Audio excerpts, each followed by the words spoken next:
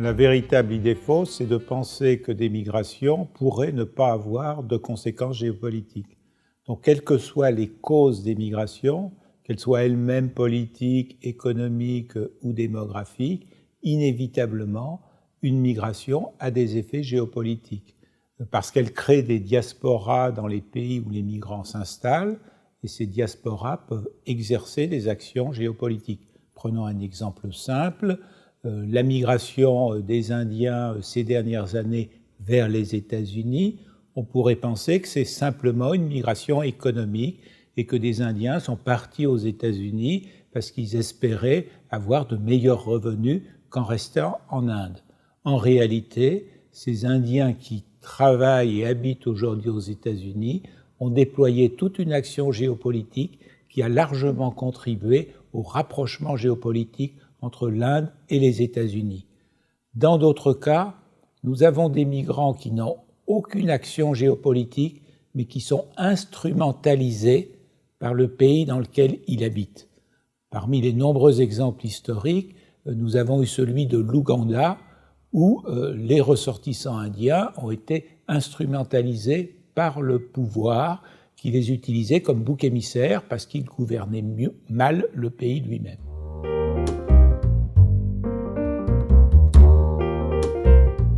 Les relations entre migration et géopolitique sont dans les deux sens. C'est-à-dire, d'une part, nous avons des décisions ou des événements géopolitiques qui engendrent des migrations, et d'autre part, nous avons des migrations qui ont des effets géopolitiques. Donc, dans le premier cas, c'est-à-dire donc des événements géopolitiques qui déclenchent des migrations, il y a soit des phénomènes de répulsion, autrement dit, lorsqu'il y a une guerre, il y a inévitablement des personnes qui quittent leur pays pour assurer leur survie. Lorsqu'il y a un conflit civil, comme la guerre d'Espagne, pour échapper au risque de cette guerre, vous avez beaucoup d'Espagnols qui ont quitté l'Espagne pour la France, par exemple. Lorsqu'il y a un régime qui prive sa population de liberté, les personnes vont chercher un pays plus libre. C'est le cas, par exemple, de Cuba, qui a vu 1 200 000 Cubains quitter le territoire depuis la dictature de Fidel Castro. C'est le cas aujourd'hui de l'Érythrée, par exemple. Et les migrations elles-mêmes, elles ont des effets géopolitiques parce que les migrants qui s'installent dans un pays, ils viennent avec leur propre identité. Donc si je considère par exemple tous les migrants qui ont pu échapper au génocide arménien et qui se sont réfugiés dans d'autres pays, dans les pays où ils s'installent, ils souhaitent que les parlements ou les gouvernements reconnaissent le génocide arménien. Et c'est par exemple ce qui s'est produit en Suède il y a quelques années.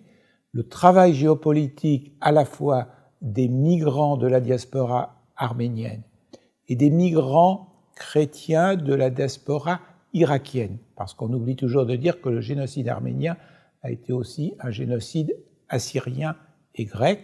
Leur action commune a fait que le Parlement suédois a reconnu le génocide arménien.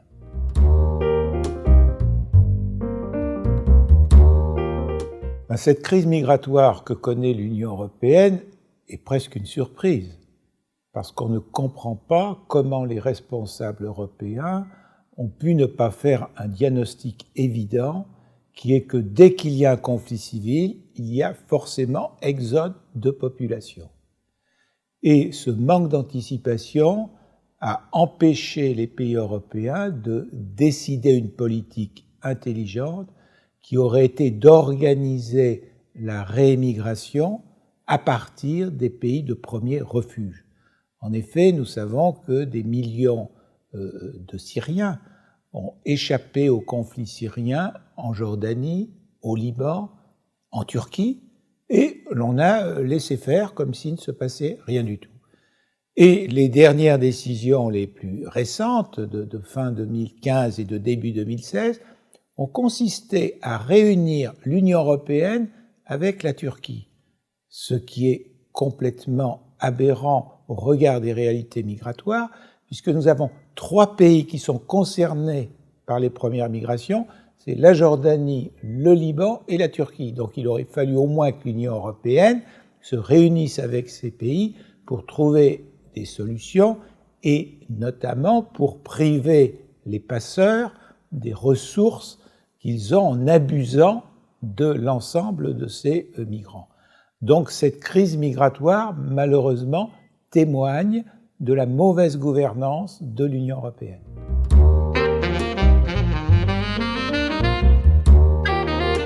Alors, la Convention Schengen, en réalité, n'a jamais été respectée, au moins depuis 1997. Les accords de Schengen instauraient un espace de libre circulation et de sécurité. L'espace de libre circulation a bien été respecté, mais l'espace de sécurité ne l'a pas été. Autrement dit, Schengen, c'est comme une pièce à deux faces. Pour qu'il y ait liberté de circulation à l'intérieur de l'espace Schengen, il faut qu'il y ait sécurité aux frontières de l'espace Schengen. Or, l'aspect sécurité dès 1997 n'a pas été respecté, c'est-à-dire qu'il n'y a pas eu l'application aux frontières extérieures de l'espace Schengen des contrôles qui étaient prévus dans le règlement Schengen.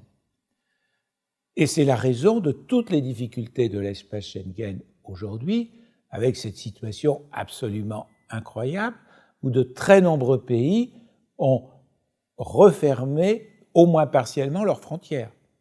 Et pas seulement, comme on le dit parfois, la Hongrie. C'est le cas entre l'Allemagne et le Danemark, c'est le cas entre le Danemark et la Suède, c'est le cas entre la Belgique et la France, etc. Donc, à mon sens, l'évolution de Schengen ne peut aller que dans deux possibilités. Soit on décide d'appliquer enfin les règles Schengen, mais est-ce possible? Dans la mesure où l'espace Schengen s'est élargi à des pays qui ont un système administratif et une situation géographique qui rend extrêmement difficile la surveillance des frontières extérieures de l'espace Schengen. Ou bien il faut définir autrement Schengen, y compris d'un point de vue géographique, c'est-à-dire que ne plus avoir dans Schengen des pays qui ne sont pas en situation de pouvoir surveiller les frontières extérieures communes.